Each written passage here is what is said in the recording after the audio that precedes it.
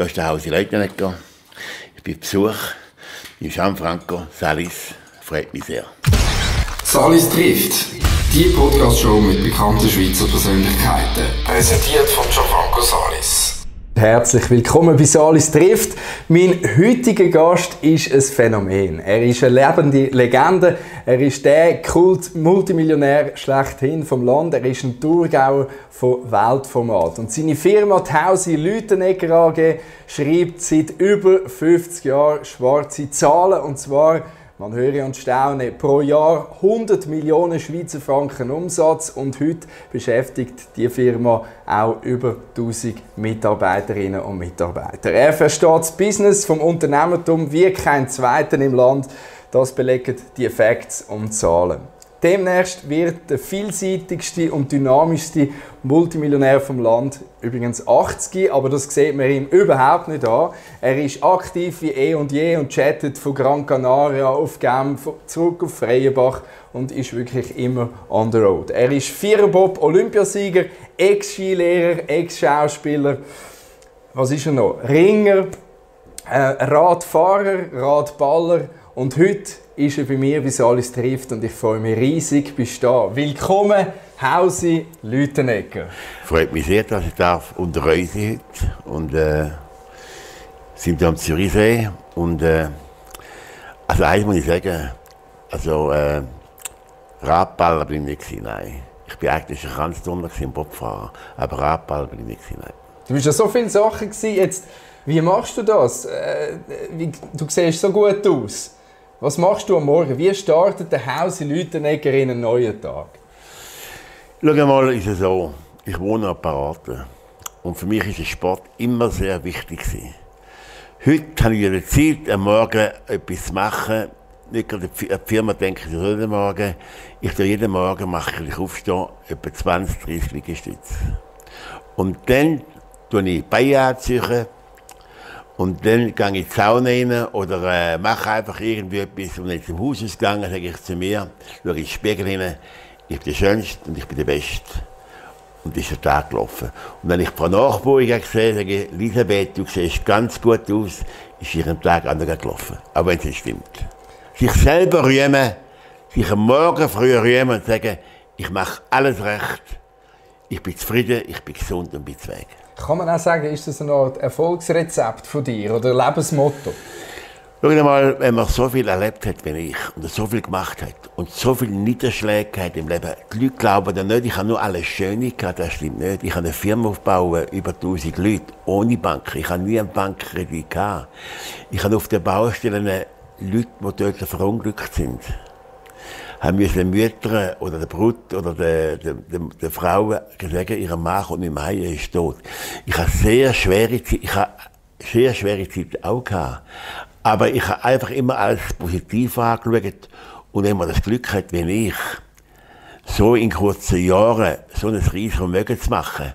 Und ich habe niemandem wehtun zum Vermögen. Ich bin einfach der Erste gewesen, der das System eingeführt hat. Ich habe es im Ausland gesehen und ich bin stolz auf das, dass ich das gemacht habe und so viel Erfolg habe. Und eins muss man einfach sagen, in der Schweiz weiss jeder, dass der Hausi Leutenegger nie geizig war. Ich bin immer sehr grosszügig. Ich kann nicht allen Geld geben, die von mir Geld wollen. Das geht nicht mehr. Aber ich kann sehr, sehr viel geben. Und Geben ist zähliger als Nehmen. Und bei mir ist es retour.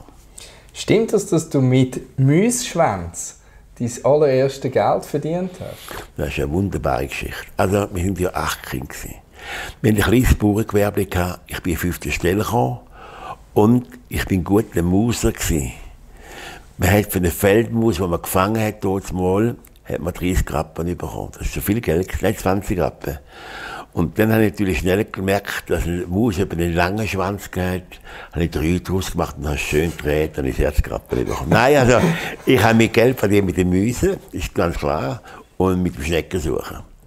Du hast genug verdient, aber auch sehr viel verschenkt, oder? Millionen auch verschenkt. Kürzlich hast du erzählt, dass die Raiffeisenbank dank dir gross geworden ist. Ich habe mein Geschäftskonto auch bei dieser Bank.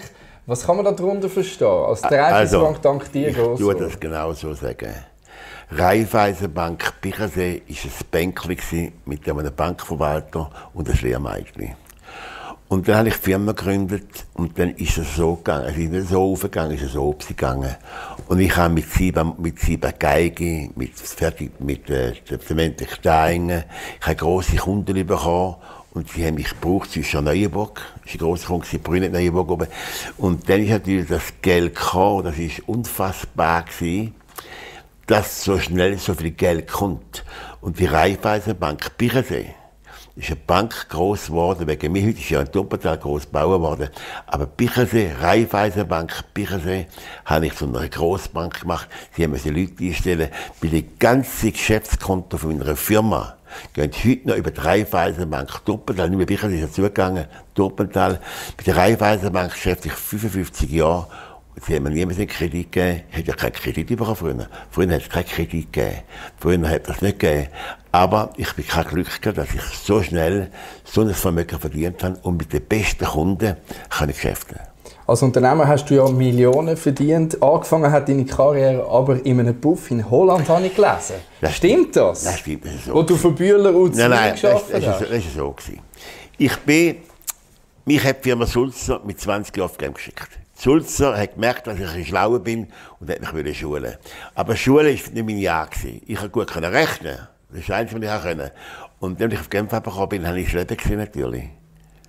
Ich hätte ein Jahr in Genf Französisch lernen und die Firma Sulzeretto, der Herr Dr. Ehrensberger, das ist mein Vater, der war nicht mein Vormund, hat kein Kind gehabt, der hat mich fördern. Und in Genf habe ich natürlich gemerkt, wenn man vom Land, dort war schon vom Thurgau auf Genf eine Weltreise gewesen. Und dann habe ich natürlich ein anderes Leben gesehen. Und dann, wenn ich jetzt Retour nach Winterthur, bin ich dann auf Lechenalberg als Hilfsskilehrer, ein halbes Jahr. Und bin von dort aus, dann habe ich einen Vertreter gemacht, dort schon verkaufte Frauen aus Zürich. Und bin dann für die Firma Bühler Uzwil als Monteur nach Holland, nach Leeuwarden. Das war zuoberst im Friesland. Wir waren 5 Schweizer Monteure.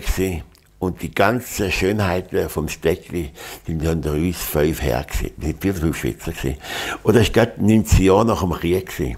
Und natürlich, da haben wir das Leben entdeckt. Da sind wir verklemmt aufgewachsen. Aber da war es natürlich so, dass ich jeden anderen Tag eine andere Freundin hatte. Und die sind natürlich offen gewesen. Und natürlich bin ich dann praktisch, hat mich der Hotelier rausgeholt, weil ich alle Wochen neue Brüder hatte. Und dann habe ich in der Pension gewohnt. Und habe erst gemerkt, dass die Pension nicht so bin, dass es Puff ist. Ein Privatpuff. Aber mir hat es gefallen dort drin.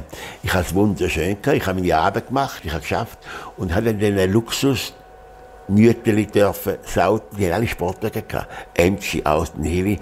Ich durfte denen am Abend das Auto waschen lassen und umeinander fahren. Nein, habe ich nicht im Puff, ich habe nicht Geld für den Puff, ich habe denen einfach gewohnt, zufällig. Aber ich habe sehr viel gelernt dort unten und sehr viel gesehen.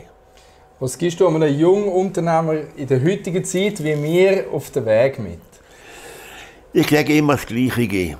Wenn du Unternehmer werden willst, kannst du einen Partner haben, aber nicht 2. Am besten ist es so, wenn man es alleine macht. 2 geht noch, aber 3 sind eine zu viel. Darum, du musst dich beraten lassen, aber du musst den normalen Menschenverstand musst du einschalten. Und wichtig ist immer wieder Menschenkenntnis. Menschenkenntnis hat mich sehr viel geholfen. Weil ich die Leute sofort einschätzen können. Ich habe es gelernt im Ausland. Ich bin nachher in Jamaika, als junger Bursch von der holländischen Firma. Ich habe sofort gemerkt, wer kann mir helfen. Du musst sofort merken, wer nützt dir und wer nützt dir nicht. Was hat dich denn angetrieben, den Weg zu gehen als Unternehmer? Das ist so, ich hatte keine andere Wahl gehabt. Ich bin Sulzer in Retto gegangen. Sulzer hat mich nachher nicht mehr wollen. Ich bin für die Bühler in Holland gewesen. Und nachher bin ich für einen holländischen Konzern, die hat mich 4-mal nach Jamaika geschickt. Das war dort mal noch eine Mondreise. Eine Mondreise. Jamaika ist hier in Montego, weil ich Rocherios nicht gesehen. Und ich hatte eine Freundin in Genf. Ich habe ein paar Freundinnen gehabt. Ich habe ja in Holland ein bisschen gelernt, mit den Frauen umzugehen. Aber dann hat er mir geschrieben, es war eine ganz feine, nette Telefonistin von der Post, ich Spielon, Deutsch und Französisch, und hat sie mir geschrieben, bist du nicht Ende Jahr nach Hause, schreib mir nie mehr. Und dann habe ich überlegt, bin 25 geworden, 24, 25, denke ich, was mache ich jetzt? Eine flotte Frau, ich habe sie im Turnen kennengelernt, ich bin Nationalturner, Kranzturner gewesen, die Scherendamen im Turnfest, eine flotte Person. Und die Eltern haben auch gestürmt daheim und haben gesagt, wir sind 8 Kinder gewesen. Alle sind daheim geblieben, im Thurgau oben. Und der 5. Stellturm und die Weltturm. Und meine Mutter und meine Väter, die Eltern haben die Rosenkränze gebettelt. Vor lauter Angst, ich komme mal nicht mehr heim. Ich habe viele Unfälle gehabt, Militär auch natürlich. Die haben gesagt, es ist einfach, wieso schlägt der schon so Art aus? Die anderen hocken alle daheim, hinter dem Ofen mit dem Vater Jasse. Und der andere, der auf 5. Stelle kommt, kommt um die Welt herum. Das war nicht einfach für meine Eltern, das zu verstehen. Und für meine Brüder auch nicht. Die haben gesagt, du bist einer der besten Nationalturner der Schweiz. Hockst im Ausland. Du musst wieder anfangen Sport treiben. Und das war ja der Grund, der Sport hat mich heimgezogen. Hat keine Existenz mehr gehabt. Firma Bühler hat mich nicht mehr wollen. Und in Holland, der holländische Konzern hat mich auch, ich hätte dort bleiben. Dann habe ich eine Firma gegründet. Und ich habe genau das gemacht, was ich im Ausland gesehen habe. Ich habe mich als Spezialist vermietet, ich habe viel können, habe einen Kollegen mitgenommen und jede Woche zweimal, das ist wie ein Schneeball. Ich bin genau in das reingekommen, ich hatte zwischen Neuenburg, hatte den ersten Auftrag gehabt. Alle Wochen ist der Boss gekommen und gesagt, Leute nicht gehen, noch 2 wie Sie sind, noch 2 wie Sie sind. Ich hatte kein Problem, ich hatte einen Haufen Turnkollegen, die sind alle auf Neuenburg gekommen. Und dann ist einfach wie ein Schneeball. Und das Geld ist gekommen. Die haben mich so verzeiht, vor lauter Angst, ich höre mit Leuten reden. Und dann habe ich natürlich eine ganz riesige Geschichte bekommen. Zementwerk Stein, das können bauen, die ganze Maschinenrevision machen, die ganzen Neubau machen. Ich habe einfach dann Geld verdient wie Heu. Ich habe genau 5 Jahre ist es gegangen, bin ich Millionär gewesen. Mich haben 5 Firmen zum Millionär gemacht. Das ist Zürich Neuenburg, Zementwerk Stein, 7 Geige, 7 Monte und Firestone Partner. Die 5 Firmen haben mich in 5 Jahren zum Millionär gemacht. Letztes Mal, als wir uns gesehen haben, hast du gesagt, das Glück muss man jagen. Kannst du das noch ein bisschen ausführen? Was heisst das? Schau mal, jeder Mensch hat Glück. Aber das Glück wartet manchmal sehr lang. Ich hatte so viel Pech als junger Bursch. Meine Karriere war Militärinstruktor. In Lausanne bin ich Grenadier. Ich bin verkarrt worden in einer Nachtübung von einem Privatfahrer. 2 haben tot gewesen, ich habe überlebt. Alles gebrochen. Ich habe Stachstrom verwünscht. Ich habe alles gehabt. Man kann so viel Pech haben. Und natürlich habe ich viele Unfälle durch den Sport. Ich habe mich nie operiert, ich habe eine Operation gegeben. Man muss einfach nicht aufgeben. Man muss sich einfach alter sagen, wenn man aufsteht. Ich bin ein geiler Typ. Wie gehört die Welt? Du musst dich selber, dich rühmen. Wenn dich kein Mensch rühmt, rühm dich selber. Und dann rühmen dich die anderen dann auch irgendwann? Automatisch muss das Glück jagen. Das Glück sagt so, der rühmt sich von morgen früh bis Abend. Jetzt wollen wir ihm doch eine Chance geben. Was sind deine wichtigsten Learnings als Unternehmer? Was weißt du, wo du am meisten daraus gelernt hast für dich oder für dein Leben? Du musst einfach wissen, du musst immer auf deinen Verstand hören. Und du darfst nicht 10 gefragte Meinungen fragen. Das hat eine andere Meinung. Du musst dich an eine Person, an 2 Personen wenden und die fragen. Du darfst nicht überall fragen, du, was meinst du? Und dann musst du den ganzen Menschenverstand selber schalten lassen, sagen, jawohl, es ist so. Man darf sich nicht reinreden lassen zu viel. Man kann sich ein bisschen beraten lassen. Es hat viele Leute, oder wenn es dir gut geht. Ist genau so. Wenn es dir gut geht, da stehen 100 Leute um dich herum. Das Licht, du gehst wieder auf die Leiter rauf. Und alle rufen, rauf. Und 100 heben die Leiter drauf und kannst gehen. Die ersten Windstöße sind 50 km rum. Und im zweiten Windstoß, wenn es dir schlecht geht, ist keiner mehr um den Käse runter. Man kann immer beobachten, dass man zu viele Leute hören. Es gibt nur 1 bis 2, 3. Und die musst du selber auskristallisieren. Du musst einfach, Menschenkenntnis ist nicht ehrbar. Aber man muss sich eine Menschenkenntnis anschaffen. Und das ist wichtig. Das machen. Der erste Gedanke ist meistens der beste. Erzähl mal, Hausi, was für Ämter hast du in deinem Leben? Also hast du gelesen, Olma-König bist du, Mostkönig bist du. Welches war das schönste Amt und warum? Schau mal, ist es so. Ich habe keine Ämter, ich habe keine Politik drin, ich habe gar keine Zeit gehabt. Aber natürlich, ich bin im Film, ich habe gefilmt, natürlich im Film, ich habe nachher ich habe kleine Rollen, Guckusrollen gedreht, aber ich habe grosse Filme gedreht, wie Kommando Lepa, Commander, Hölle der Wölfe, Krex und die. Aber ich habe natürlich immer Einladungen gehabt. Also, die beste Einladung war, ich bin auch nicht filmstark, ich war Pop-Olympiasieger, da haben wir am Wallis in der Misswahl, Walliser Misswahl gewesen. Die haben die falsch gewählt. Aber es waren schöne Frauen. Ja, es waren alle schön. Aber wir haben die falsch gewählt. Da haben die Zuschauer Automaten auf die Bühne gerührt. Nein, ich habe natürlich unheimlich, ich bin der Mostkönig vom Thurgau. Ich bin der Referent von der Olma. Ich habe natürlich wunderschöne Geschichten dürfen machen. Aber ich habe es immer ausgelesen. Aber ich habe immer das gemacht, weil ich auch für mich den Arbeiter gegenüber verantworten. Ich kann nicht Lobby machen, das geht nicht. Ich habe nur Sachen dürfen annehmen, wo ich meine Firma präsentieren konnte. Ich habe mich nicht dürfen lächerlich verkaufen. Das gibt es nicht. Wenn du Verantwortung hast für 1000 Leute, wir haben bis 1400 Leute früher im Ausland, dann bist du verantwortlich. Wenn der Boss als Halbschuh gilt, schafft keiner mehr für dich. Die Leute haben für mich geschafft, gern geschafft. Ich bin gewesen, korrekt, gut bezahlt und sie sind stolz, heute noch stolz. Mein Generaldirektor Urs Vögele, das führt meine Firma seit 12 Jahren, das ist oberste Militär. Ganz geschieden Mann. Der ist heute noch stolz, dass er da für das Haus arbeiten darf. Nach 12 Jahren. Nein, die Leute müssen stolz sein für den Chef. Und natürlich, ich habe natürlich auch viel Glück, wenn der Kommando Leopard, das ist ein Film, der die ganze Welt geschaut hat. Der Commander, auch die ganze Welt. Ich bin auf einem Plakat auf der Welt. Ich bin in München ausgestiegen, im Flughafen, der Commander kommt. Natürlich, der ganze Ruhm hat meine Leute auch gut getan. Welcher Schweizer ist denn berühmter als du? Keiner. Nein, also, ich muss so sagen, ich darf mich nie mit einem Federer vergleichen. Der Federer ist ein Weltstar. Der Federer ist ein Weltstar, absolut. Das ist ein anderer, aber nur der Federer kommt nicht so näher an die Leute an wie ich. Der Federer lebt in irgendeiner anderen Welt. Aber es gibt eine Menge, die so in der Schweiz einen Status haben wie ich. Es hat ein paar Warum, ich kann nehmen, wenn ich jetzt einen erwähne, ist der andere versucht, weil ich ihn erwähnt habe, es hat ein paar Warum, die immer auch zuvor stehen. Aber nein, also ich muss sagen, es gibt in der Schweiz keine, wie Sie auch wissen, der Schweizer weiss normal, der Haus ist zwar sehr reich, aber ist mit jedem Mann nicht. Auf der Autobahn, wo ich bin immer nicht mit den Leuten. Und das ist wichtig. Nicht sein kostet nichts. Ich darf hier wunderbare Sachen erleben. Ich fahre im Dezember letztes Jahr, ich fahre etwa die ohne Chauffeur vom Genfersee auf Freienbach und nachher Wil retour. Auf Wil, ich wohne ja überall. Dann fahre ich nach Birchimüegsee, nach Wädenswil, fahre ich im gelben Streifen und telefoniere.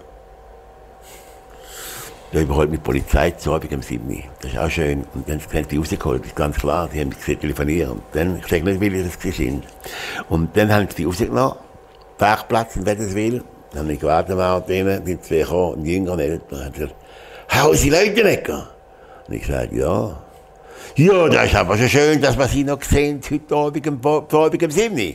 Was machen Sie? Ich habe meinen Wohnsitz kontrollieren auf Freiburg, habe Steueramt kontrollieren. Nachher habe ich gesagt, was habe ich denn falsch gemacht, meine Herren?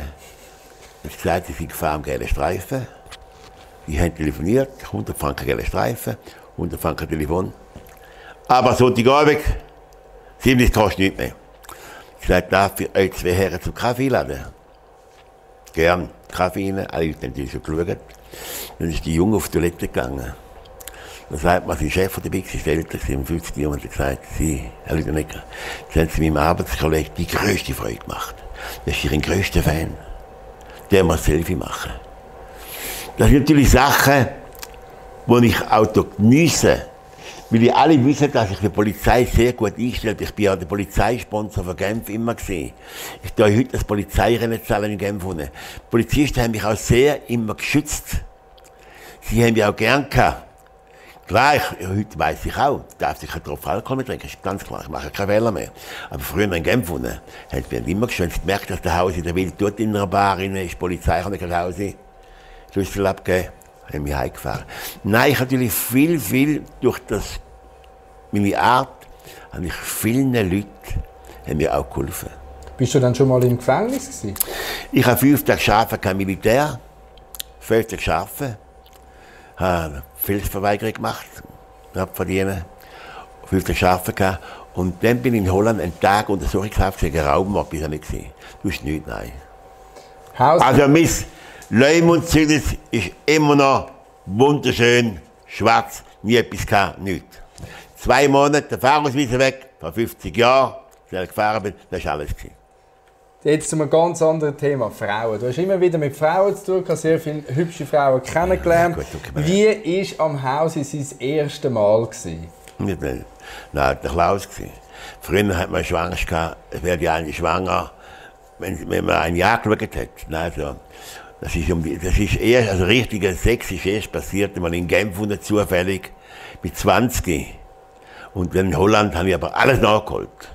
In Holland habe ich alles nachgeholt, Violetti. Du hast ja überall Häuser auf der ganzen Welt. Die ganze Welt nicht, aber ein paar Orte, ja. Was sagst du zu deinem ökologischen Fußabdruck? Du musst ja fliegen, die ganze Zeit. Ja gut, also die Unendlichkeit ist vorbei bei mir jetzt. Ich bin um die ganze Welt durchgeflogen, kreuz und quer. Ich hatte den Rang zum Reisen, ich habe geschäftlich reisen, ich Filmerei reisen. Ich habe immerhin 3 Filme auf den Philippinen gedreht. Ich bin Olympiasieger geworden in Japan, in Sapporo. Ich bin Bob gefahren in Amerika. Ich meine, ich bin geschäftlich, sportlich und beruflich um die Welt durchgeflogen. Heute ist die Flügerei bei mir vorbei. Weil ich fliege auf die Kanarischen Inseln. Ich bin kein Reisekönig mehr. Ich bin am liebsten daheim. Wenn man gegen die 80 geht, ist man, glaube ich, am liebsten im eigenen Bett rein. Und natürlich, ich meine, das ist jedem seine persönliche Sache, was er denkt. Was sagst du denn zu der Greta? Also die Greta, ich will nicht mehr viel sagen über die Greta, aber ein sehr seriöses Mädchen, weil er nichts geleistet hat, so wie sie tut. Sie hat sicher nicht Unrecht, aber sie ist nicht alleine, die das macht. Die ist von hinten her geschoben und ich habe noch gehört erzählen, sie findet nicht Geld wie heute. Also Greta hier oder her, über die Greta möchte ich gerne diskutieren. Dann kommen wir lieber wieder zu den Leuten, die schon mehr geleistet haben, so wie du. Du hast sehr viele prominente Leute kennengelernt jetzt in den letzten Jahren. Und also einige mehr als ich natürlich. Da gibt es sicher spannende Geschichten. Gibt es irgendeine Geschichte zu jemandem, wo du da besonders in Erinnerung hast? Weißt du, wo da gerade zuoberst irgendwie aufploppt? Ich habe natürlich so viele Geschichten erlebt. Mit dem Rolf Knie, ein enger Freund von mir. Der Rolf Knie ist ein enger Freund. Ich bin mit dem Rolf Knie Ski gefahren in Gromontana oben. Rolf ist ein bäumiger Typ, ganz Freund. Und dann kommt der Beizer zu mir vom Gromontana und sagt zu mir, du Hausi, du bist ja Olympiasieger. Ich habe einen Gast bei mir, den ich kennenlernen will. Der Rolf ist gerade weg gewesen. Der Rolf hat es noch auch mitbekommen. Und auf jeden Fall hat er mich geholt. Der Restaurateur nicht gut kennt. Und wer ist im Nebenstübchen gehockt? Der Prinz Carlo von Spanien. Der mit der Freundin, hat eine Freundin gehabt in Lausanne. Und er war Studentin. Und mit der Regie gefahren, ist immer Stammgast gekommen und hat mich als Olympiasieger gesagt, einen Olympiasieger will ich kennenlernen und durfte mit ihm anstoßen. Und weil ich ein paar Worte Spanisch kann, hat er sehr Freude gehabt, mit ihm Spanisch. Also wirklich einmal, die Sachen habe ich viele kennengelernt. Dann bin ich heimgeflogen, letztes Jahr, von Kanarischen her, mit Iberia, über Madrid. In Madrid steige ich rein, es gibt in Madrid keine erste Klasse, nur Business. Dann bin ich da gehockt, da kommt eine Frau, 2 Frauen rein, mit einer Reihe gehockt, mit Nummer 1 vorne gewesen, mit der Business Class. Das war die Königin, das war meine Mutterkönigin. Die ist auf Genf geflogen, ihre Tochter in Genf zu suchen. Business geflogen? Ja, ich bin dazu gehöckelt, dazu war ich gesehen. Ich bin da gewesen, meine Frau ist da gewesen, und sie ist da gewesen, und ihre Freundin ist da gewesen. Und dann hat der Stuhlwelt kennengelernt mich und hat gesagt, sie ist Olympiasieger. Dann hat sie mir ein paar Worte geredet, weil ihrem Bruder ist ja von Konstantin, von Griechenland, ist ja Olympiasieger gewesen. Ja, aber die sind mir zugehockt dazu und hat sich dann mit mir abgegeben und hat gesagt, ob ich mir gefallen kann. Ja, ich wohne jetzt über 40 Jahre dort und es gefällt, fast 40 Jahre, jawohl. Natürlich auch, ich habe einen Haufen Leute am Sport. Ich meine, der Sepp Meier, der Uli Höhne, sind mir auf Genf gekommen, die sind alle in Genf gekommen, ich habe sie alle gesehen, die Günter Sachs natürlich, habe ich sehr gut kennt. Ich habe natürlich einen Haufen Leute kennengelernt, aber ich will alle einzeln erwähnen. Aber Claudia Schiffer, es hängt ein schönes Foto hier mit dir und der Claudia. Was gibt es da für eine Geschichte? Ja gut, okay, ich meine, ich habe alle schöne Frauen um mich herum gehabt. Ich war beim Filmstar. Und mit Claudia Schiffer, die haben sie mir vorgestellt in England. Ich meine, ich habe Haufen schöne Frauen, die um mich herum waren. Ich bin auch jemand gewesen, wenn er gewusst, er ist Olympiasieger, er ist Filmstar und er hat eine riesige Firma im Rücken. Ich bin auch niemand gewesen. Es sind natürlich so viele Leute vorgestellt worden. Ich bin auch überall eingeladen, ich bin in England eingeladen, in Paris eingeladen, ich bin überall in allen Autorennen auf der Welt gewesen. Auf allen Autorennen auf der Welt bin ich gewesen. Ich war immer an der Front vor der Spanne. Ich habe immer Boxerkarten gehabt. Bei allen Kalami-Ranch in Südafrika, in Brasilien, im Start. Ich habe natürlich so viele Leute kennengelernt. Und alle Autorennfahrer, ich hatte ein grosses Tenniszentrum in Genf, wie das dann verkauft vor Jahren. Jackie Stewart, Patrick Tombe, der Streif, die haben alle mit mir Tennis gespielt. Ich habe sie alle kennengelernt. Ich habe natürlich so viel zu tun mit ihnen. Und ich kann einfach sagen, alle Schauspieler, die gehen mit allen Tränen, mit Lee Van Cleef, mit allen Bösen auf dieser Welt, wie grösser die Sterne sie sind, wie einfacher sind sie. Ich habe 8 Tage dort gedreht, kleine Rolle, größere Rolle in Deutschland draussen. Wie kleiner die Schauspieler sind, wie wichtiger haben sie zu tun. Der Stefan Gubser, das ist ein guter, kann ich sehr gut, das ist ein ganz guter Kommissar gewesen. Tut mir leid, dass ich aufhören, aber Stefan Gubser ist ein guter Kommissar gewesen. Kommen wir zum Adolf Ogi. Was verbindet dich mit ihm? Ja gut, Adolf Ogi, der war der Skichef von Sapporo, der hat mit uns nichts zu tun gehabt. Aber eins muss man einfach sagen, er ist Bundesrat geworden und ich muss einfach da sagen, er ist ein guter Bundesrat gewesen. Wir müssen die Leute nicht äußern, nein, er ist ein guter Bundesrat gewesen. Hauser, wie gehst du um mit dem Älterwerden? Also du bist ja geistig, bist du 20, nach wie vor.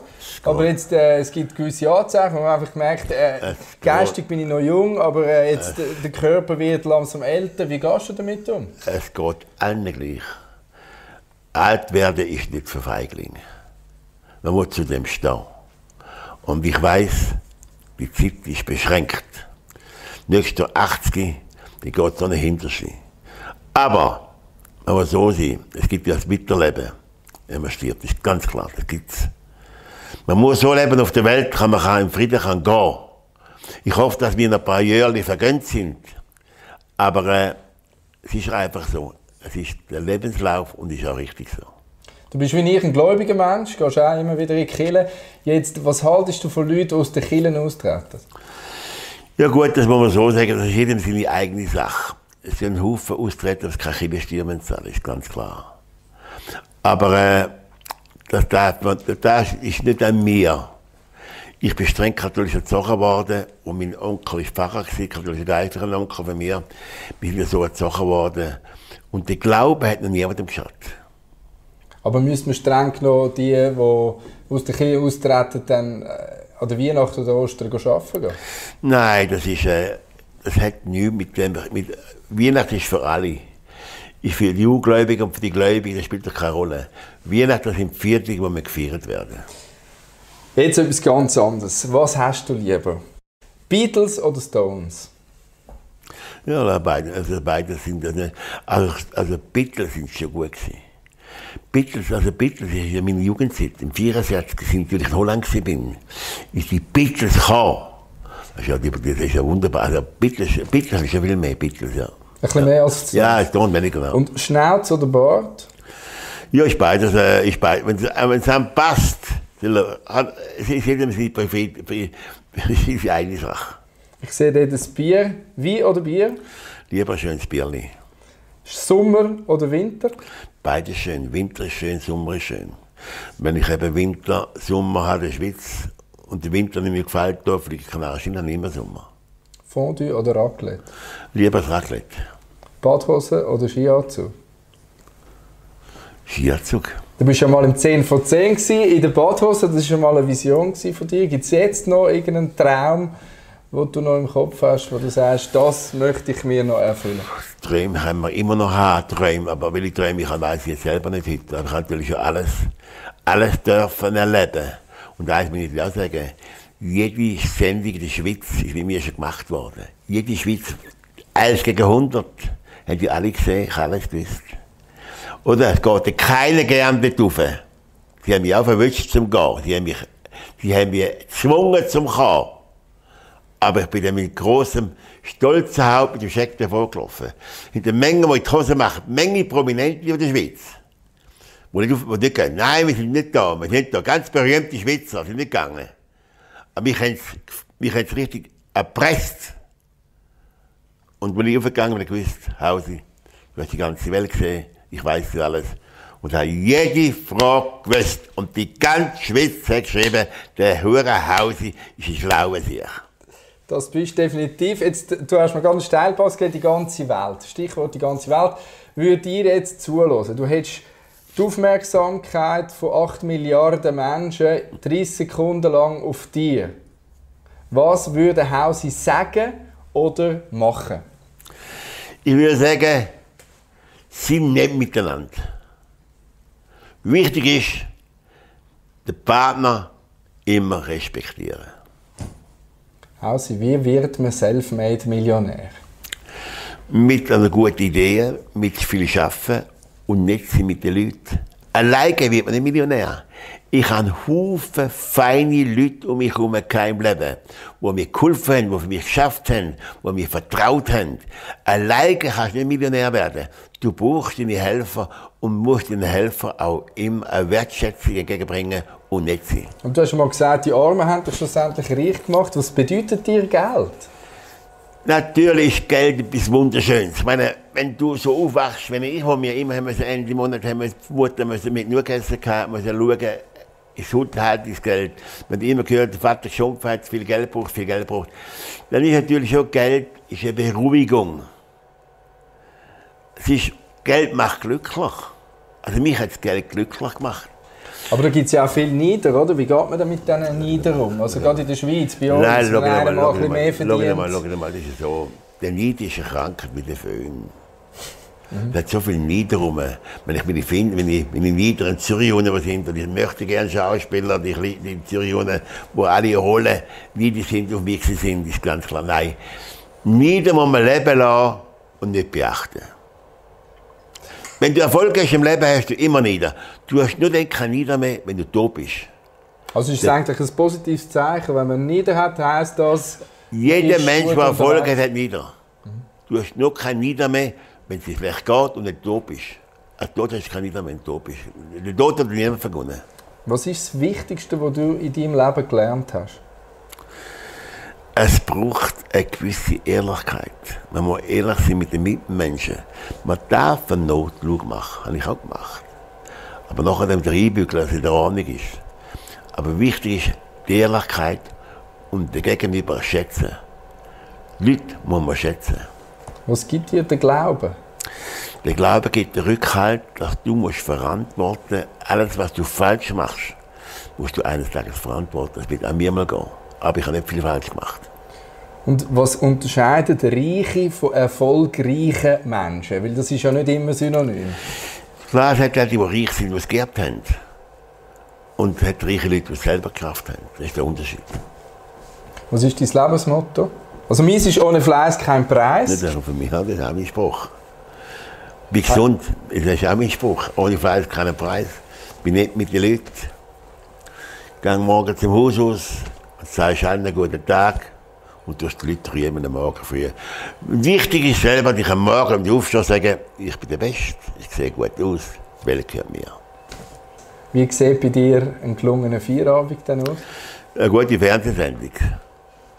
Ich schaue viel Fernsehen.